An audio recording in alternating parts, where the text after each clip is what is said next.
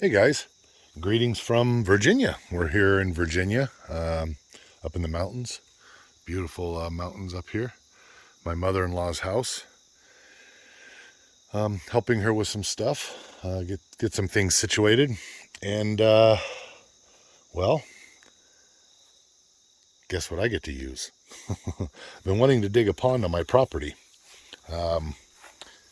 back in Arkansas, but I don't have anything to do it with, so she's had this thing sitting on her property for a couple of years. Look at that. This is a 1965 Massey Ferguson Model 203 work bull. I think that's what they called this. Has the front bucket on it, big bucket, which is the Model 200 bucket, and backhoe attachment. New tires on it. This thing hasn't run in a couple of years, but I did bleed the fuel lines on it. It's a 3-cylinder diesel on this thing. Yeah, pretty cool old tractor. It's amazing that these things are still in service, but let's fire this thing up.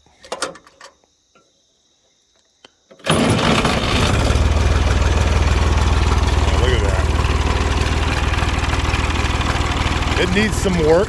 I'm going to be bringing it back with me and probably actually restoring this, guys. This is definitely a find right here. She's not going to be using it anymore. Like I said, everything works. I positioned the arm like that, take the weight off of it and everything. One of these support beams right here on the other side down there's a crack in it, so I'm gonna have to be careful loading it up on the rig, on the truck and trailer. This turret right here, that's what actually makes the bucket swing right and left, so I'm gonna have to put some new seals in that hydraulic drum right there. Pretty cool though. That's not gonna be terribly hard to do, and I can still find parts and things for this thing, so I'm going to be rebuilding that. It swings to the right, doesn't want to swing to the left, and when it does swing to the right, it's very, very slow, but everything else works on this thing. That's like that bucket on here is, I want to say it's about a 2-foot bucket. Pretty good size.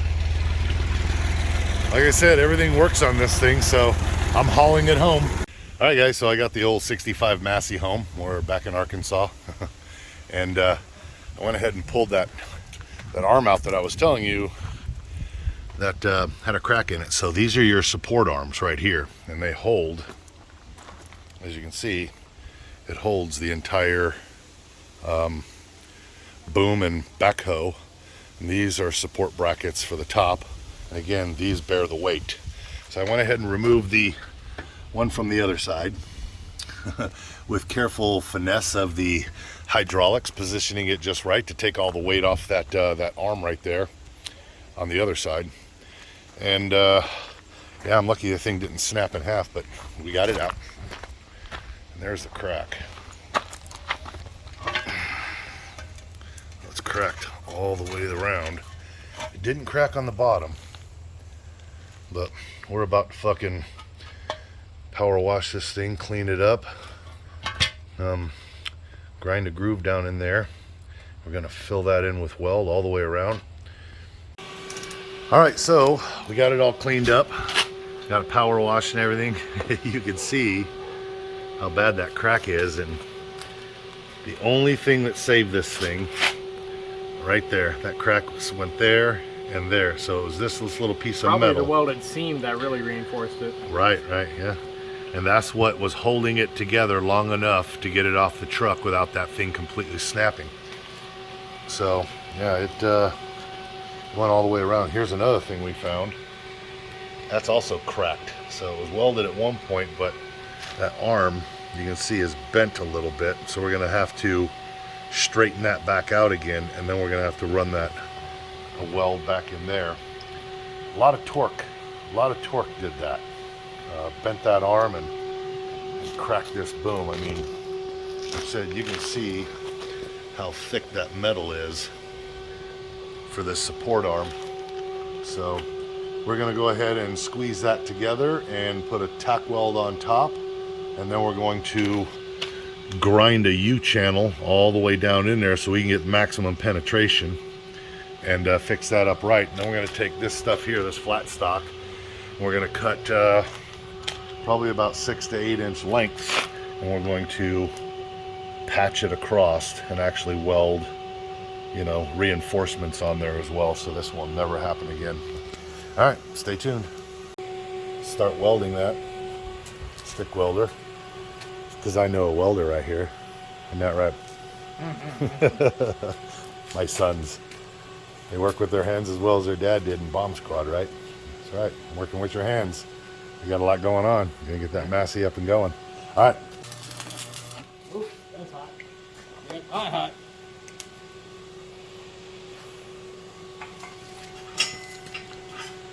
We'll really build that up on top, because we're not gonna be able to put the plate on the top of it. So make sure that's good and strong. It's a start.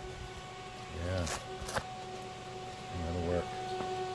Faux show. Work harder. Work faster.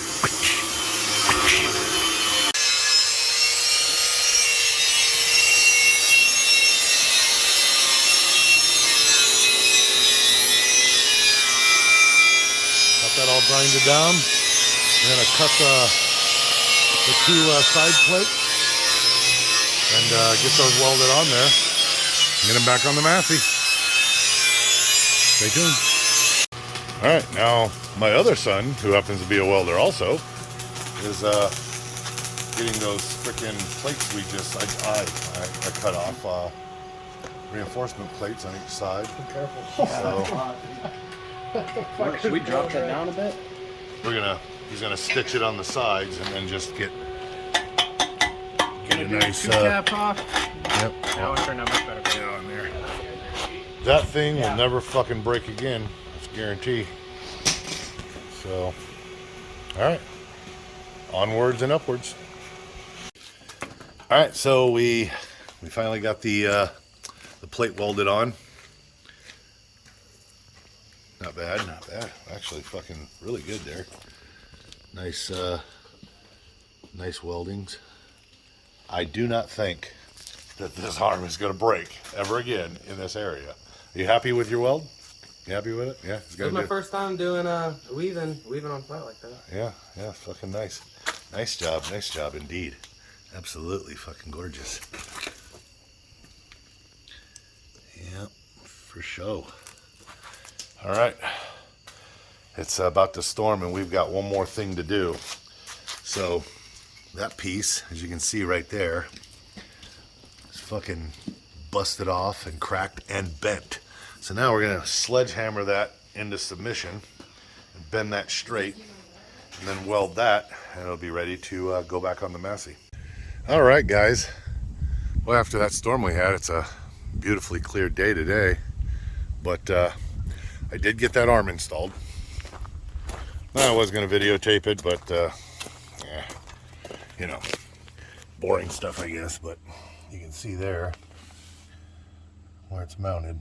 That's the plates we welded on there. You see the pivot pin in the center, pin here, and then of course there's a pin up front. And like I said, these arms support all the weight of the backhoe itself. So once the boom and the bucket and everything's stowed up and the weight-bearing legs are stowed up, all of that sits down on those two arms right there.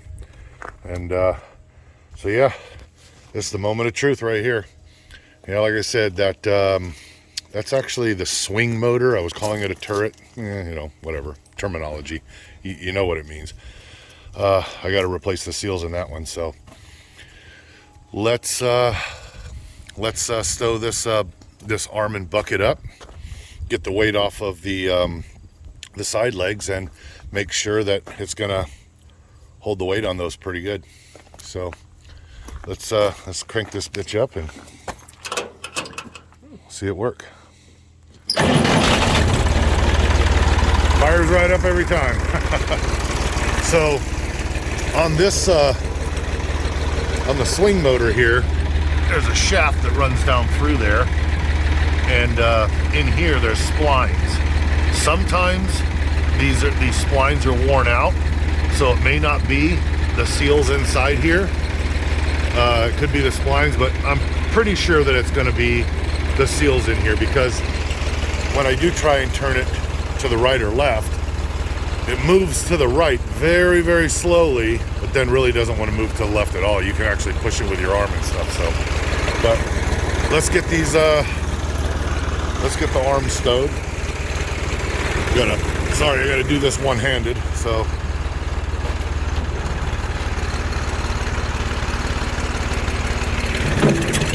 right, let's get the bucket folded under.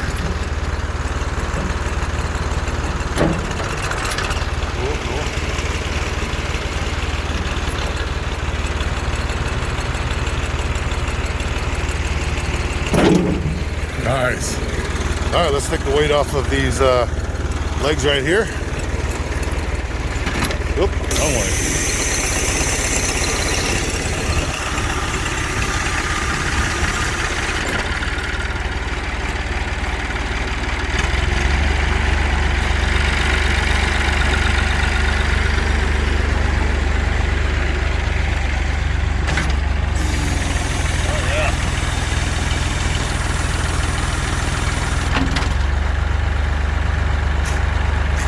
Beautiful.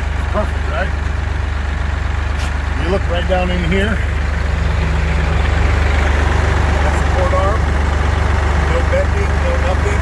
And it's definitely supporting the weight of this backhoe.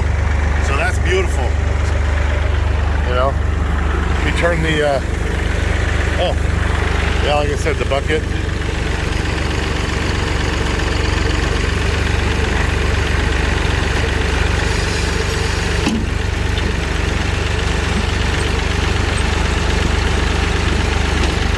Everything does work on the tractor. For 1965, that's pretty badass. But you can see right here, we ended up welding that this piece was literally pretty much broken off. And that was bent pretty bad. So this arm, we straightened that out, welded it around here. Like I said, this arm right here took a hell of an impact or something that torqued it this way and then cracked it down the middle where we put the plate on it. So it's up and going now. I'm so happy to have a tractor on my property to get some stuff done. So like I said, a few little things. It's leaking some fluid there, and that's from one of the hydraulic arms in here, or one of these hoses. So we're gonna get that situated and get this going.